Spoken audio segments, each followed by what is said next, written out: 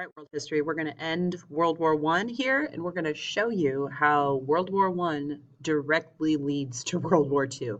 Remember, I said in class that there's 20 years between the signing of the Treaty of Versailles and Hitler's invasion of Poland in 1939, but there might as well be 5 minutes because what happens here is going to really have long-lasting implications for the future. So, if you haven't done this yet, I make you do it in class, but if you haven't done this yet, can't stress this enough. You want to read these 4 pages. There is a lot of good stuff packed in those pages. There are some really good graphics to help you see the changes that are happening. You want to look at the maps that are there. But this is probably one of the most important sections we're going to read in the entire year, just because of what it sets up here. So while you're reading, think about signs of trouble. Okay, no one there in 1919 knew or thought there would ever be another war. This one was so horrific and so awful. And they didn't call World War One World War One, right? We said that before. They called it the Great War, which is kind of still a little ridiculous.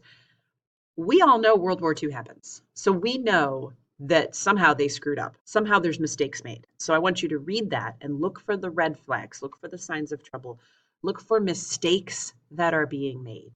Okay? Pause me. When you're done reading, come back. Okay, now that you're done, the war ends in kind of an anticlimactic way. They just decide to call a ceasefire, and that's what Armistice Day is. So you can see there's celebrations all around the world. There's not one single battle that wins here. I mean, we basically get to the point where everyone on the Central Powers has surrendered except Germany. They are the last one to surrender, and that's part of the reason why I think so much anger will be directed towards them when the war is over and when the treaty's being signed. But at 11:11 at 11 a.m. on 1918, they just called an armistice, and people came out of their trenches. And of course, today we call this Veterans Day. We rename it after World War II to honor all that served in our wars. But for a while, it was called Armistice Day. There were still people killed after the armistice, by the way, which that would really stink. But for the most part, the war ends on that day. Okay. What are the results? Look at this chart we've got here. Look in your book on page 472. You will see that these deaths are like nothing we have ever seen before. Take a look at the death toll for Russia. 76% killed or wounded. Okay. 3/4 of the people that put on a Russian uniform are killed or wounded. Think about what that would do. And remember, they left the war early, right? They left the war early. Can you imagine what that would have been if they didn't? But look at France. They don't leave the war early. 73.3% of their army is killed or wounded. Total deaths, we've got just about 9 million. Total wounded, 21 million. And these are life-changing injuries. We're talking blinding from poison gas, losing limbs, right? Your lungs are permanently destroyed from poison gas. We have shell shock that we talked about in class. Today we call that post-traumatic stress disorder. These are things we had never really seen before. So the bottom line is that President Wilson is going to really come at this in Versailles and say, you know what, let's have a peace without victory. And France and the United Kingdom are going to look at him like he is, 3 horns coming out of his head and go, are you crazy? Look at the US dead and wounded. Look at Britain here, United Kingdom, and France. Can you see why they're not really going to take him seriously when he says, let's just move on and not blame anyone? They're going to say, oh, we'll blame. We're blaming, and either you're on board or you're not. So let's look at President Wilson a little bit. He goes over to Versailles, and he's got these really big goals here of what he called peace without victory. What does that mean? Well, it basically means not calling anyone a loser. Okay, so having a win here that's peaceful and recognizing that everyone has suffered and let's just move on. Again, easy for him to say, considering the United States was only in the war for about a year and a half, and none of the major battles were fought on our soil. So the other members of the Big Four are just not going to take him seriously. Here are some of the things in his 14 points. These are his 14 ideas that he said, look, if we follow these 14 things, we'll never have war again. And they're very idealistic, and a lot of them are great ideas. International recognition of freedom of the seas, ending secret alliances. He's like, that's what got us in this mess, right? Fair settlement of all the colonies. Germany and Austria-Hungary, had a lot of countries and colonies within them, and he wants to see them fair. The right of self-rule for all nations. So all these countries that were once controlled by Austria-Hungary, like, Bosnia and Slovenia and other countries within there. He's like, let's make sure they have self-rule, control over themselves. Point number 14 of the 14 points was his big one. This is his baby. He wants this thing called a League of Nations. And his whole idea was, look, this is a way for us to talk problems out before we start shooting each other. Let's send one person from every country. And, if there's ever an act of aggression, we'll meet and we'll talk it out. Because he wants this so badly, he's going to give up on all this. He's going to really kind of throw Germany under the bus and allow it to happen because he says, well, at least I get my League of Nations. That'll save everything, right? That'll save everything. So what's done at the treaty? Here's the big four. There's Woodrow Wilson right there. The members of the big four. These are essentially the quote winners of World War I. United States, Georges Clemenceau of France, David Lloyd George of Great Britain, United Kingdom, and Vittorio Orlando of Italy. And so they are meeting. Notice who's not there. Germany's not there. So they get no say in what happens to them. Also noticeably absent is Russia, the brand new Soviet Union, even though they were on the side of the Allies for most of the war. But these guys are like, yeah, you left early though, so you don't get to be here. You don't get the spoils of the. Now, what happens is really George Clemenceau pushes hard, and so does David Lloyd George, for punishments. And they weren't just a little punishment, right? These are some really serious punishments. Takes away German land, gives Alsace-Lorraine back to France. That's going to upset the Germans a lot. That was one of the things we said led into World War I. Germany loses all of their overseas colonies.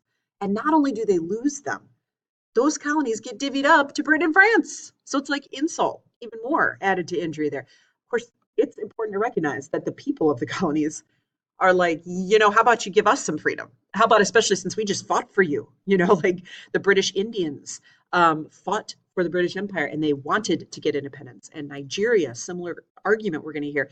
And Britain's going to be like, no, let's not get crazy here. So the colonial people did want their self-rule, and that will be ignored. So that's going to be something that will come back later. Germany had to pay the cost of the entire war to all the other countries. And we're talking $30 billion. That is a price tag that was so ridiculously high that they would never be able to pay it. And all it did was guarantee their economy would be ruined. So these punishments are really not fitting the crime. I think most people agree on that today. It also reduced the German army to next to nothing and prohibited them from making any weapons. So Germany's not there. They get this announced to them. Can you see why they're going to be angry, right? And remember, we said Adolf Hitler, he's a foot soldier in World War I. He doesn't rise to power saying, hey, Germans, follow me and I'll slaughter, 55 million people. That's not what he does. He's too smart for that. He says, hey, Germany, are you mad about this treaty? Are you mad that we don't have jobs? Are you mad that the value of our dollar is nothing and people are burning them to heat their home because they're worthless? Are you mad that we don't have respect? Follow me and I will fix it. That's what he does. Okay. So this really right here, guys, this guarantees that Hitler's going to rise. We know that now. I think they didn't then. I think Woodrow Wilson he's disappointed here, but he still thinks his League of Nations will save everything. And we'll see why that's not true in our next unit. Okay. Check out your map. I think it's on page 465. There's a map there that shows these new countries that are created. So the old Austro-Hungarian Empire, broken up. Okay, we've got new countries that are created here. We've got Czechoslovakia. Out of Russian territory, we've got Estonia, Latvia, Lithuania. Finland is carved out of here. Poland was there before, but remember, Russia had taken it over before, and Prussia, the old German empire. So now Poland's given back. So here's the thing. Both the Soviet Union and Germany feel like Poland is really theirs. You're going to want to remember that because what happens to Poland during World War II is really exceptionally horrific. I mean, they essentially had enemies almost on all sides. It's going to be really tough. But so the point of these new countries, why they created them, was to create buffer states. Okay, think of it like bubble wrap. They're bubble wrapping right around here, so that if there is aggression here, well, at least they'll invade them first. So these countries are like, thanks. Not sure we want to thank you for that. But a lot of them were still happy at least to have a country finally. So this is also known as cordon sanitaire, but you really just think of it as the buffer states. That's the most important thing. Okay, what happens with the League of Nations? Here's the thing. Woodrow Wilson, it's his idea, right? He came up with it. He comes back to the United States and he cannot convince the Senate to ratify it. There's a big group of US senators that are like, no, we don't want to join this group. We're afraid it's going to suck us into war. And Wilson kept saying, but it's not though. But it's going to keep us out of war. But if we join this, it will prevent wars. And ultimately, the fear at home was, look, Europe is a mess. We got pulled into World War I. We are going to be isolationist and we are going to shut our doors and we are not going to do anything. So the United States doesn't sign the Treaty of Versailles, which Woodrow Wilson worked on. He never really will recover from this. He'll actually have a stroke while he's campaigning around the country trying to drum up support for it. And it just crushed him. He couldn't believe that he could not get our own country to join. So the League goes ahead without the United States. Isn't that interesting? Even considering it was his idea. Germany also not in the League. Okay, the other thing we're going to see, does the League of Nations have an army? No. All they can do is talk.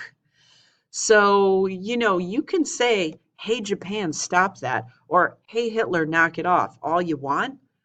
But without an army, you're not going to be able to stop some of these guys. That's the trouble. So the League is a very, I would say, nice, idealistic opportunity that we will see is not going to stop World War II. And we're going to look at that. And there's a series of things that happens. It's not overnight. And it's not only because the US isn't in it. There's a lot of other things going on. But the League, I guess, we'll really see is kind of doomed to fail. And we'll learn that in our next unit. Okay, the last thing I want us to look at is what happens to the old empires, the whole old colonists. The old Ottoman Empire is divided up by the British and French. So look, the British mandate takes this part. The French mandate takes this part. And just like we see, guys, with a lot of things, when we talked about colonialism before, there's some misunderstandings that are going to happen here. Some borders that are drawn, some misunderstandings of who's there, and some decisions made, especially related to Palestine, the mandate of Palestine. And Britain, they're going to have very good intentions, but some of their mandates are going to cause some future problems. So the country of Iraq that's really created here is almost like ethnically three countries in one. So there will be some issues created by this mandate system. And I want you guys to recognize that these are decisions made in 1919 in the Treaty of Versailles. Okay. Africa, here's the old German colonies. And you can see how they're divvied up and they're given to the victors. And so this is going to lead to more resentment by people who live here who go, but how about you just let us have our own country, right? Can we just be free? There's a thought, right? And that's not going to happen here. So there's a lot of really long-lasting effects that you need to understand that are made. This is a tremendously important 4-page section in our book. So please do read it, take careful notes, look at the graphics, look at the maps. And as always, come on in if you need some extra help. I am happy to help during seminar or anytime after school. I will see you later. Thanks for listening.